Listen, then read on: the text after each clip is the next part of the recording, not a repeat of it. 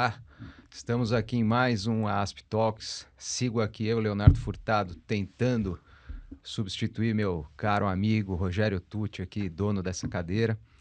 Para quem assiste de manhã, bom dia. Para quem assiste à tarde, boa tarde. De noite, boa noite. De madrugada, boa madrugada. Porque aqui, cada horário, a vantagem aqui dos podcasts é a gente poder ver a qualquer hora. E estou aqui hoje com o Dr. Eduardo Azumanich, desembargador aqui, integrante da primeira Câmara de Direito Empresarial aqui do Tribunal de Justiça de São Paulo. Foi advogado por cerca de 30 anos e depois chegou ao tribunal pelo Quinto Constitucional. Primeiro, eu vou abrir aqui, primeiro te cumprimentando, mas eu faria uma pergunta aqui, logo para começar. Como é que depois de 30 anos de advocacia, a gente, de um dia para você acorda desembargador, acorda juiz, né? Desembargador é um juiz. Como que é essa mudança de chave, essa sequência na vida? Leonardo, primeiro é uma satisfação enorme estar aqui. O Léo é meu amigo de muito tempo e para mim é uma grande honra estar aqui na ASP. Eu tenho já 10 anos como magistrado, como juiz, como desembargador e vim pelo Quinto Constitucional após 30 anos de advocacia. Então, fazendo as contas, a idade está entregue aí.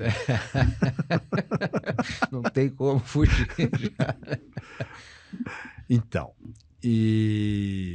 o que eu posso dizer que foi para mim uma grande surpresa e uma grande satisfação ser juiz. Assim como era ser advogado.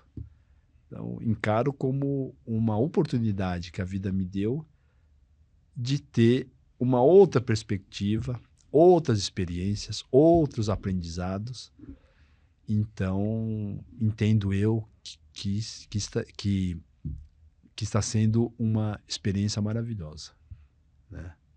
Já tinha uma ideia do que seria, do que é a carreira, porque o meu irmão é juiz, tal como o seu irmão é juiz, nosso colega. Então, eu sempre acompanhei, e sempre com muito respeito e muita admiração, a função do juiz. Estando do lado de lá do balcão, né, entendo que o judiciário paulista é uma instituição que o paulista pode se orgulhar, né? Já tinha uma grande pressão e, estando do lado de cá, vejo que é uma instituição que presta excelentes serviços para São Paulo e para o país. Em muitos temas, São Paulo é vanguardista, em temas principalmente empresariais. Então, posso dizer também que o Tribunal de São Paulo presta grande serviço à nação.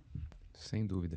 E até interessante, né, isso já falando da Câmara Empresarial, que acho que pega nos dois pontos. É uma referência aqui no Brasil, né? Enfim, a gente ouve até falar de cláusulas de atribuição de foro aqui para São Paulo, para que os casos venham a ser julgados aqui pelas varas empresariais, pelas câmaras empresariais. Acho que a gente tem um caso de sucesso do tribunal.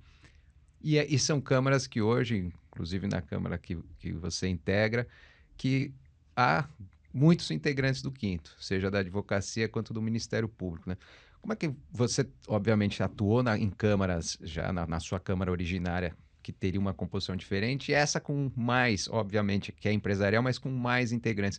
Como é que se nota essa nuance? E não estamos falando só de advocacia, né? Porque aqui tem, na primeira tem integrantes do MP também. Enfim, a gente acaba vendo pessoas com várias matizes de pensamento, né? Primeiro falar um pouquinho, vender um pouco o peixe em relação à especialização da nossa justiça, que é o modelo para o Brasil inteiro. Hoje existe inclusive uma recomendação do CNJ para implantar nos tribunais de todos os estados do Brasil a justiça especializada, seja em primeiro como em segundo grau. Nós temos a justiça especializada já há 20 anos. Nós vamos completar 20 anos de justiça especializada, inicialmente com foco nas insolvências, recuperação e falências, com o advento da Lei 11.101 de 2005. Então, nós estamos fazendo hoje, nesse ano, 20 anos, faremos aí alguns eventos de comemoração. E então, a criação e o exercício dessa justiça especializada não é minha. Eu estou apenas usufruindo e muitas vezes colhendo os frutos e as glórias dos que me antecederam, que há 20 anos atrás, de uma forma muito apropriada, implantaram essa justiça especializada.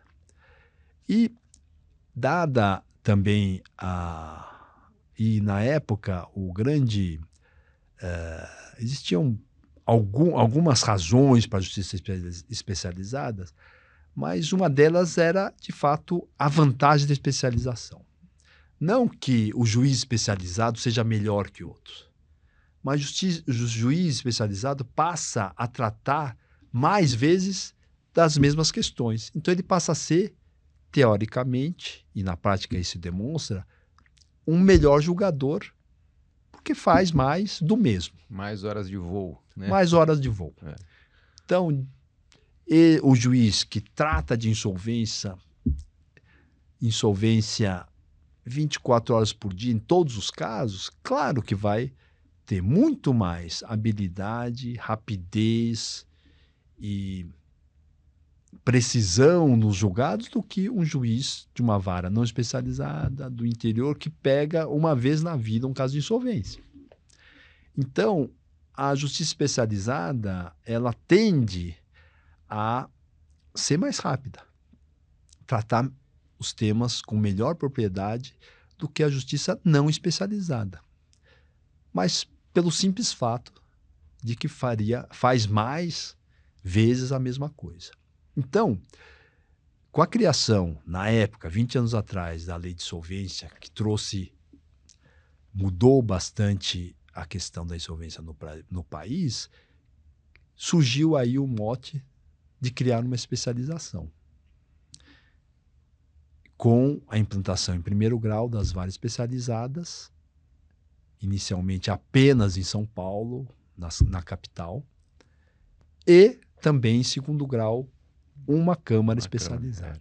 Depois de 4 ou 5 anos, aí sim, houve uma reestruturação de forma a ter 2 câmaras em segundo grau, mas aumentando a competência.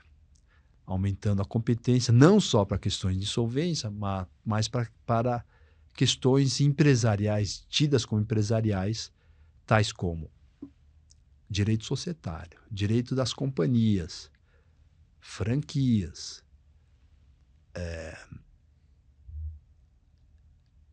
propriedade intelectual, que também necessita de uma especialização bastante grande, e outros temas ligados ao direito empresarial, para dar, inclusive, uma massa de atuação para justificar 2 câmaras naquela época, que foi em 2011. Né? Então, a justiça especializada hoje, que é um modelo para o Brasil inteiro, ainda não é implantado em quase nenhum estado, poucos estados. Em primeiro e segundo grau, Rio de Janeiro, por exemplo, também tem uma especialização bem antiga em primeiro grau, mas ainda não implantaram em segundo grau, não conseguiram implantar em segundo grau. E em segundo faz muita diferença, né? Porque você, na verdade, é a sequência do trabalho, né? Sim, é o que a grande crítica, quando não há em segundo grau, é que há uma especialização, né, com as vantagens da especialização em primeiro grau, mas em segundo grau aí... Você abre e uma coisa que também era um grande preocupação é que, embora São Paulo fosse, já há 20 anos atrás, o principal centro de negócios, de atividade empresarial, pelo fato do gigantismo e da não especialização, quando subia, quer dizer, a velocidade dos recursos chegarem ao STJ, que tem como atuação, a uniformização da jurisprudência no país, acabava chegando tarde. Chegando tarde, é. Então, quem fazia jurisprudência Era eram outros, que não tinham a mesma riqueza de atividade que São Paulo. Então, das razões para a criação da especializada era para a gente chegar, São Paulo chegar com as grandes questões no STJ. E que rapidamente isso aconteceu. Exato. Sabe que eu até aproveitei outro dia no encontro com o Dr. Beretta, que quando ele passou pelo direito privado, ele teve uma postura de admitir muito mais recursos. Ele teve de uma forma mais, como presidente do privado. E isso fez com que muitos casos de São Paulo chegassem já como RESP, que chega muito mais pronto do que como agravo que você tem uma dificuldade. Então esse é um ponto muito importante. Esse é um ponto bastante importante. Agora, falando da composição das câmaras, de fato, existe nas nossas duas câmaras reservadas de direito empresarial, que na verdade não é reservada, é especializada, mas tem um nome de reservado, então duas câmaras especializadas, nós temos uma participação bastante grande de membros vindos do quinto constitucional. Quando a gente fala de quinto constitucional, não é só advogados. Então, 20% do tribunal vem de advogados e de membros do Ministério Público. Então, para advogado, nós temos 10%. Então, o quinto constitucional acaba sendo, para advogado, 10%, e com mais 10% do Ministério Público, temos 20% de cadeiras do tribunal composta por membros do quinto. E, na nossa Câmara, nós temos, de 5 integrantes titulares, nós temos 3 vindos do quinto constitucional, 2 da advocacia e 1 do Ministério Público.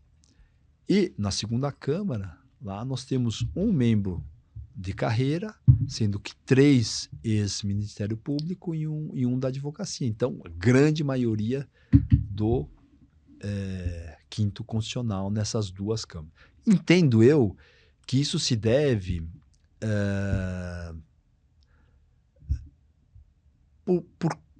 por conta da própria especialização nesta matéria, que acaba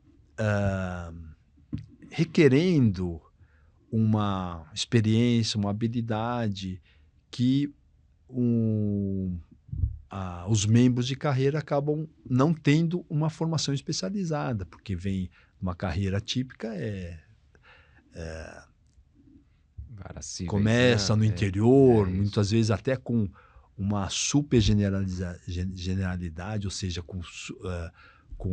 atuando em todos os setores, inclusive penal. E então fiscal, tudo, a carreira não é especializada, né? Então isso acaba também não tornando atrativo, talvez, para um juiz que teve uma carreira padrão, né? Então, ao passo que os membros da advocacia, muitos deles convivendo e trabalhando com questões relacionadas ao direito empresarial, acabam se interessando mais e acabam disputando as vagas, né? O Ministério Público da mesma forma, por conta, muitas vezes, da atuação do promotor, do procurador em questões de insolvência. Insolvência, né? Exatamente. Então, já também com essa veia aí de direito empresarial.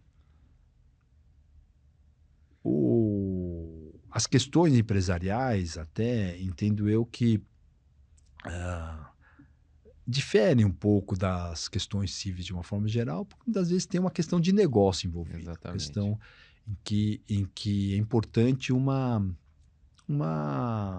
experiência ou formação também de negócios. Eu, pessoalmente, não é a regra de membros da Câmara Empresarial, das câmaras empresariais, eu tenho dupla formação. Eu fiz administração na Getúlio Vargas, trabalhei em empresas também, fora da advocacia. Então, isso me dá também um traquejo, uma experiência também para analisar questões complexas de direito empresarial, que envolve contratos complexos, relações societárias complexas. E isso, acredito eu, que me ajuda a entender Certamente. os conflitos que vêm à apreciação. É, que até nesse ponto que você está falando de negócio especificamente, né? Que nem quando se fala de segurança jurídica como um conceito, parece um conceito abstrato. Mas para quem veio da iniciativa privada, sabe o valor de segurança jurídica É, nos negócios, né? E acho que é isso, é, para alguém que está numa câmara especializada que justamente vai nortear os negócios, é muito importante ter essa sem noção, né? dúvida. A questão da segurança jurídica, para o empresário, muitas vezes, ele prefere o certo do que o justo. Exatamente. É. Então, muitas vezes ele fala, é melhor uma decisão conhecida do que a decisão justa que não é conhecida. Então, a segurança jurídica é muito importante para o homem de negócios. Porque ele fala, é injusto isso, mas é aquilo. Então, ele procura outros meios para contornar uma situação que ele entende injusta. E isso também é importante como consequência da especialização. Em todas as pesquisas que se faz, ou opiniões que se tem, inclusive sendo uma forma de mensurar a qualidade do ambiente de negócio de um país, é a justiça especializada. Ou seja, quando se tem uma justiça especializada, tem-se um ambiente de negócio melhor e, portanto, esses rankings que tem aí de Banco Mundial sempre apontam como um dos itens de segurança jurídica e qualidade do ambiente de negócio do país a justiça especializada, Especializado. por conta da previsibilidade. Em especial, aqui nós temos só 2 câmaras, então a formação de um consenso, de uma linha, é, claro, mais rápida e mais fácil do que quando nós temos muitas câmaras, como outras subseções do nosso direito privado no nosso tribunal. Então, essa questão da previsibilidade, entendo eu que seja um dos grandes consequências para um ambiente de negócio e para o... Não estamos falando de advocacia, estamos falando de ambiente de negócio, que é, na verdade, o que acaba estando por trás das causas. Exato, porque o advogado aqui é um meio É um só, meio, né? exatamente. A questão é impacto social. Eu brinco numa questão de segurança jurídica, eu estou indo para 25 anos de profissão, né? Com estágio também para entregar a idade aqui, né? E quando eu comecei, eu lembro que você ia fazer um compromisso de compra e venda, você pedia uns 5 documentos. Hoje se pedem uns 20 e mais das empresas que a pessoa é sócio. Então é uma due diligence. Então, isso para mim é um exemplo na prática da insegurança jurídica que a gente viveu nesse período. Sim. Né? E aí a gente tenta fechar. Olha como ficou complicado comprar um flatzinho, né? Um apartamentinho. E isso, olha o impacto, o custo que tem na ponta para o cidadão, né? Então, acho que esse é o ponto quando você coloca, acho que o arejar de quem teve experiências negociais ajuda muito. E acho que, aí, emendando uma pergunta já, da mesma maneira, tua experiência como advogado e aí na ponta, como juiz, aí no trato com o advogado, no entendimento da função do advogado, acho que isso traz uma boa diferença e uma maior qualidade para o seu trabalho, né? Sem dúvida, sem dúvida. Entendo eu que posso dizer que eu seja mais conhecedor dos problemas, das agruras que os advogados enfrentam, do que um juiz que não esteve do lado de lá do balcão. Então, isso certamente ajuda e até diferente dos meus colegas que muitas vezes muitas vezes se irritam com algumas posições ou questões e falam, não é bem assim, porque tem sempre o lado do trabalho sério do advogado que está do outro lado, né? Agora, o que eu vejo é que também o advogado precisa entender um pouco da vida do juiz. Nós estamos imersos a uma quantidade absurda de trabalho. Sem dúvida. Então, o peso da carga e das distribuições é muito grande. É muito comum nossos colegas terem problema, inclusive, de mental, de estresse, porque a quantidade de recursos é um absurdo.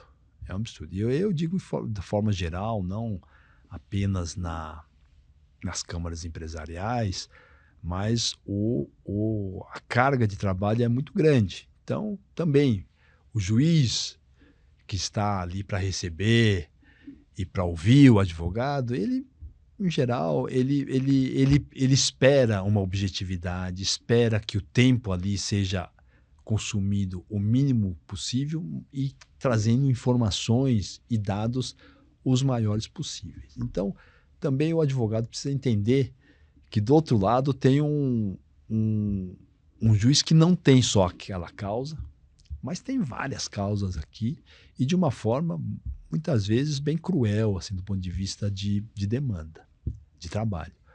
Hoje existe uma pressão, inclusive, por parte não só dos órgãos do próprio tribunal, mas do CNJ em relação à produtividade, né? Então, dizer, o juiz faz o que quer e não tem patrão, isso não é verdade. Então, não é que ele trabalha com quanto ele quer, como ele quer, mas hoje tem métricas que devem ser seguidas, sob pena de repreensão, e ninguém quer ser repreendido. Sem dúvida. Né? Então, esse lado também do assoberbamento do juiz, também o advogado tem que estar ciente e tornar aquele trato, aquele momento de relação com o juiz o mais produtivo possível, o mais rápido possível, e para ter, isso implica numa comunicação eficiente, em pontos, muitas vezes escolher pontos, não todos os pontos, mas aqueles mais importantes que vão definir a opinião, a decisão do juiz, e bater de forma muito direta e muito objetiva. Isso é importante. Nossa, isso é importante você tocar nesse ponto, porque hoje é um tema que está em voga, né? Essas discussões, principalmente no tribunal, a gente fala em sustentações orais, direito, restrição, julgamentos virtuais, né? A forma que isso vai se dar, e é algo que nós aqui na associação temos atuado bastante. É um tema que demanda, porque está ali na ponta do trabalho do advogado. E nós temos uma preocupação, aqui aí do ponto de vista institucional, a gente entende justamente que temos um problema de sistema. Não temos uma situação fácil de ser solucionada. A gente tem um excesso de processos, e temos aqui do outro lado essa necessidade de preservar os direitos, né? O amplo contraditório, o devido processo legal. Então, justamente a gente busca trazer, até tem atuações institucionais para tentar melhorar o ambiente aí do ponto de vista legislativo, conforme a coisa vai andando, mas também tem na ponta esse lado educacional que você bem tocou. Então, até de um ponto de vista assim, prático, para ajudar aqui os associados, que com o associado no hora ali para sustentar oral, falando de tribunal, que é onde você está lá hoje, sustentação oral, levar memoriais, falar você já deu uma pista de como deve ser, mas até já antecipou que você vê a sustentação oral como algo importante, mas então como se portar numa sustentação oral, o que colocar ali de ponto, memoriais, como fazer, você podia dar eu vou dizer pela minha experiência, pelo meu sentimento, o que é para mim importante. Bom, primeiro, o que faz diferença se você é o relator, é o segundo ou terceiro juiz, né? Em geral, o despacho, quando você é relator, uma semana antes do julgamento, em geral o voto está pronto. Não vamos ter... Já foi, né? Já foi. Mas então, se houver despacho, que seja uma coisa contundente e firme em relação à posição e sem gastar muito tempo. Isso eu vejo que muitos se incomodam, que vem às vésperas e vem com toda aquele detalhe da situação e que, na verdade, o voto está pronto. Então, é no sentido de, se tiver alguma coisa, para virar a mesa. Agora, o segundo e terceiro juiz, não. O segundo e terceiro juiz, em geral, ele vai ter contato com o caso uma semana antes. É diferente. Então, aí é importante, então, situar o desembargador, o juiz, na situação e colocar, e sempre com objetividade. Porque muitas vezes eu vejo que o advogado acha que o juiz está com todo os autos lá, já na cabeça. E não é. Principalmente quando você é segundo ou terceiro juiz. Não existe isso. Então, sempre se colocar do outro lado da mesa, sabe qual que seria a situação que ele entende que ele estaria. Então é diferente, o segundo ou terceiro juiz do relator. Em relação ao time. Então me parece, e aí eu também gosto, muitas vezes até de uma forma exagerada. Quando o processo nem entrou no gabinete, já estão pedindo um despacho para... Ok, eu acho que é o momento de se fazer o despacho com o relator é quando chega e quando entra no gabinete. Esse eu acho que é importante. É quando ele não formou nenhuma convicção e nem sabe do caso. Então isso é importante. Me parece que... E não adianta. E muitos entendem que se é segundo ou terceiro juiz também não é. Não adianta, não perca tempo e até isso causa uma certa irritação. Exato. Porque você não vai estar sintonizando. Você tem outras coisas, você é relator de vários outros casos, você está pegando segundo ou terceiro quando nem está pautado. Então, essa questão do time e do momento e da situação que o juiz do outro lado da mesa, ele se encontra dividindo o seu tempo com aquilo que é mais premente, mais próximo do acontecimento, que é o julgamento, ou mais distante. Então, isso é importante. Agora, quando da sustentação oral, entendo eu que também sustentação oral não nós temos que entender que lá na nossa Câmara nós estamos julgando o processo dentre pelo menos 70 outros naquele dia. 70 outros naquele dia. Então, tem que ser objetivo. O tempo é muito precioso e o advogado tem que ter habilidade, muitos têm de uma forma natural e outros poderiam obter mediante técnicas adquiridas por cursos ou por experiência, né, ou por assistir como que se faz chama-se a atenção para pontos. É isso que tem que ser. Isso precisa ser feito, O advogado tem que ter essa habilidade de chamar atenção para pontos e não ser cansativo né? Porque não se pode esperar que o juiz vai ficar olhando, principalmente se ele é segundo ou terceiro, ele vai decidir ou ele vai pedir vista, se ele, diante da sensibilização em relação aos pontos, ele fala, não, eu tenho que ir lá ver. Senão ele acompanha o relator. É o natural, né? Precisa ter. Então, é o que acontece muitas vezes, em geral. Por isso que a sustentação é importante. Porque muitas vezes ele já tem alguns pontos que ele já levantou da sua revisão que faz antes da sessão. Mas a sustentação oral enfatiza pontos que levam a decidir pela vista. A vista nada mais é que um aprofundamento. Ele vai se aprofundar. É isso que é o objetivo da sustentação oral, muitas vezes, quando a causa, pelo menos em relação ao relator, está adversa. Exato. É chamar a atenção dos demais para a vista. Exato.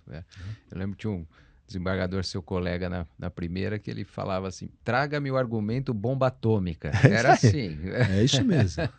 Na hora de verdade. despachar era sempre essa: traga-me o verdade. bomba É atômica. verdade, porque não se pode partir do princípio que o juiz não lê processo. O juiz leu, mas tem que se enfatizar, porque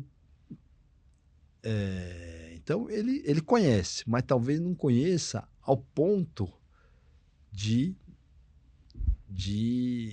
uma minúcia que não está lá evidente. E aí o advogado precisa ter essa sensibilidade para conseguir acessar a atenção do juiz. Que esse realmente acho que é o nosso papel, né? Que é trazer essa minúcia, esse detalhe, né? Porque justamente e que o bom juiz, quando recebe, justamente tá aberto a falar, ó, talvez eu quero receber, eu quero ouvir, porque pode vir algo de importante. E é natural entender que se você chegar lá para contar uma história ou para falar de caso repetitivo, que de tese que todo mundo sabe o que não vai ser bem recebido mesmo, né? Isso é sim, contraproducente. Isso sim. que eu acho que a gente tenta colocar essa questão que a gente até promove alguns cursos de sustentação oral, trabalho em tribunal, que é estrategicamente como se portar. Não vá sustentar, por exemplo, nesses casos que são repetitivos, né? Acho que a Câmara tem, excetuado franquia, que acho que tem algo um pouco mais de repetição, é uma Câmara que tem mais casos diferentes, né? Que trazem nuances, né? Mas você vê situações, você chega colegas às vezes que vão sustentar 10 casos no mesma situação. E aí é natural que venha uma visão não muito boa, né?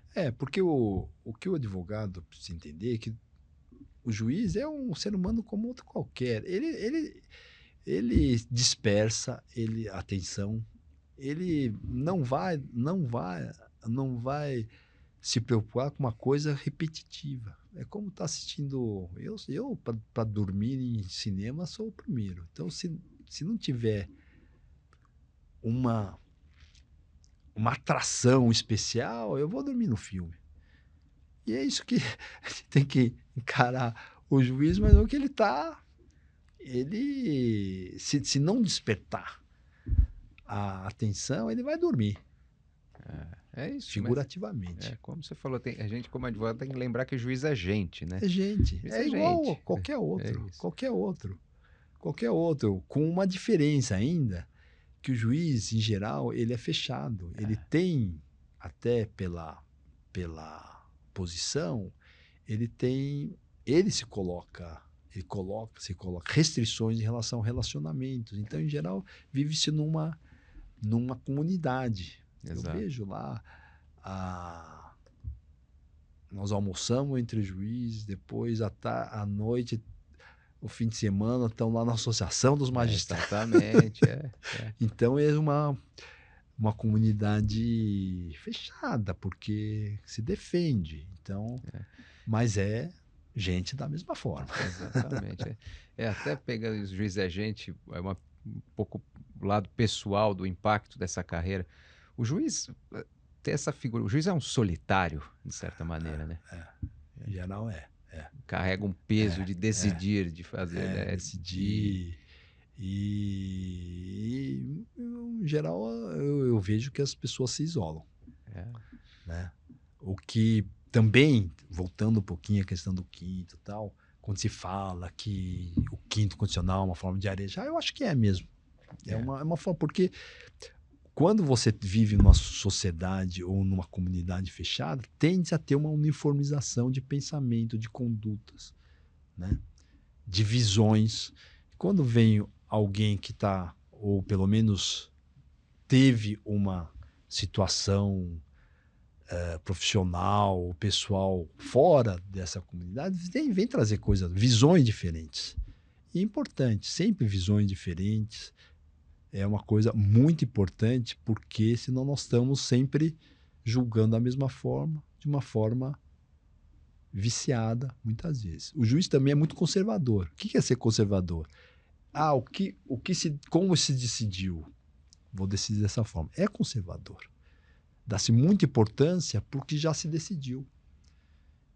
E muitas vezes a situação demanda um outro olhar ou uma visão mais crítica que é diferente das que já se julgaram. Exato. Mas o juiz, em geral, é conservador e tende a aceitar mais o que vem inercialmente do que as coisas novas. É interessante você falar isso, né? Porque até a gente vive tempos de crítica por ativismo judicial, né? Mas acho que é interessante isso. A gente que tá no dia a dia, você vê isso às vezes eventualmente em questões de cúpula, né? Mais para cima ou outras situações, mas no dia a dia, assim, você realmente, a visão não é muito essa do ativismo, né? É mais realmente uma visão de continuidade, de inércia. E aí o advogado tem que saber quebrar trazer a a diferença, inércia. né? Atenção para a mudança. Atenção para uma visão diferente. Né? É o que a gente lembra, a importância do distinguish, né? Traga o seu caso, é o que tem teu uma caso distinção. tem. Meu caso tem essa diferença. Meu caso é assim. E é o que a gente sempre roda. É muito importante você colocar isso dessa visão do lado do juiz. Para a gente aqui, como advogado, fazer essa interlocução. A gente até brinca. Hoje, eu lá no escritório falo, as petições hoje têm que ser jornalísticas. São muito... O memorial de antigamente é a petição de hoje. Porque você tem que levar o fato, né? Leva o fato. Ficar igual sim. Antigamente a gente escrevia um monte de doutrina. Não estou dizendo que não tem a sua razão de ser, eventualmente.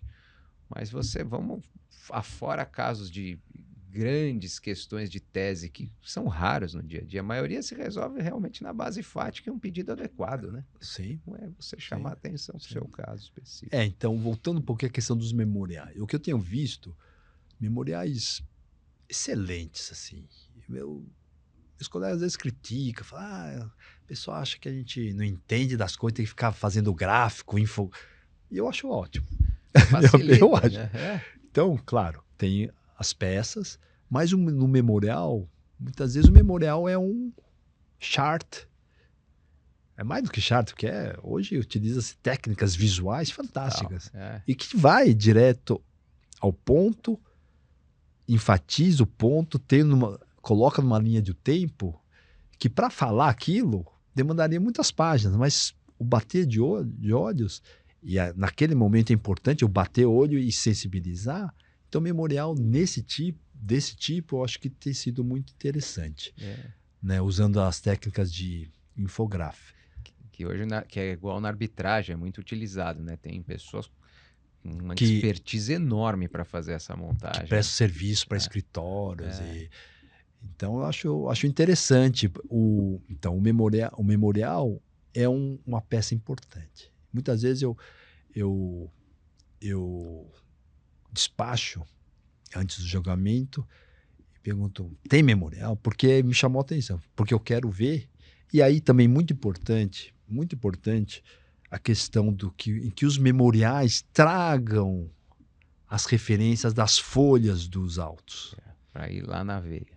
Porque às vezes fala, tal, mas o advogado acha que o juiz vai, onde é que tá? Não, ele quer ir direto. E ele não tem tempo. Então, é facilitar a vida do juiz não para facilitá-lo, para facilitar a vida do advogado, para obter o que se quer. Então, muito importante, no memorial, as folhas tais. Cláusula tal, as folhas tais. A gente vai direto. Facilitar o trabalho. Facilitar o trabalho, porque não se tem tempo para isso. Muitas vezes você está atendendo na segunda ou na terça para o julgamento na quarta. Exatamente. Não dá para falar, tem lá, procura lá. Não pode. Aí não estar sensibilizado para as restrições de tempo e de interesse do juiz. Exatamente. Né? Muito bom. Tonishi, quer fazer alguma última colocação? Que o papo foi excelente, a gente já conseguiu abordar muitas nuances aqui a vinda da advocacia, do judiciário, a importante questão da especialização, que acho que é sempre importante lembrar, e a casa que apoia a especialização. Alguma última colocação? Então, esse gancho aí, até para finalizar, eu entendo a questão da especialização, muitas vezes reconhecida e apoiada pela advocacia, pelo mercado de uma forma geral, muitas vezes não é bem entendida pelo próprio tribunal, muitas vezes, por alas do tribunal, e existem muitas vezes pessoas que entendem que a especialização não é um bom caminho. E a ASP sempre nos apoiou. Sempre nos apoiou. Quando nós precisamos de apoio externo, a ASP sempre esteve do nosso lado, mostrando a visão da advocacia em relação à especialização, que é positiva. Então, também agradeço sempre o apoio que a ASP nos dá em relação à especialização e também agradeço de novo ao convite feito, procurando dar uma visão que seja minha visão, não é a visão do judiciário. Claro, não estou aqui falando como representante do tribunal, mas é minha visão em relação à prática, à nossa prática. Certamente outros virão aqui e vão falar um pouco diferente ou muito diferente que eu, mas essa é a minha visão, e que é importante que o advogado tenha condições de sentir a necessidade e a situação de quem está do outro lado da mesa, para poder alcançar os objetivos, que é o convencimento. O advogado trabalha por convencimento. Né? E não é nada imposto, nada é sempre trabalho de êxito. Advogado é o fruto do convencimento que ele consegue transmitir. Né? O convencimento aqui demanda empatia, né? Empatia, também empatia. Porque nós vivemos com gente, nós não estamos com máquina. Exatamente. Mesmo hoje, quando se fala de inteligência artificial, eu tenho utilizado, é impressionante, nós estamos falando com máquinas humanas. Aquelas reúnem. Outro dia eu vi até falando em empatia. A pessoa falou: olha, eu fiz interagindo com a minha assistente, ela teve mais empatia do que muita gente. Ela entendeu o meu problema do jeito. E muitas vezes uma pessoa consultando o mesmo tema da inteligência artificial, dando um tratamento diferenciado, tem outra resposta. Exatamente. Então, até isso, a empatia, até na inteligência artificial, está sendo reconhecida como uma questão importante a ser considerada. Exatamente. Ainda, quanto mais em se tratando de seres humanos mesmo. Sem dúvida, sem dúvida. Bom, agradeço demais. Eu que agradeço. E aqui, só um último recado quanto à especialização, de novo, a casa apoia, e eu pessoalmente, como usuário, apoio. Acho que vamos dizer, um case de sucesso do Tribunal de Justiça de São Paulo, e eu acho que deveria se espraiar. É isso. Obrigado. Muito obrigado, doutor Nishi. Muito obrigado, Leonardo. Obrigado a todos, Obrigado a mais todos uma vez aqui audiência. pela audiência. Um abraço. Muito obrigado.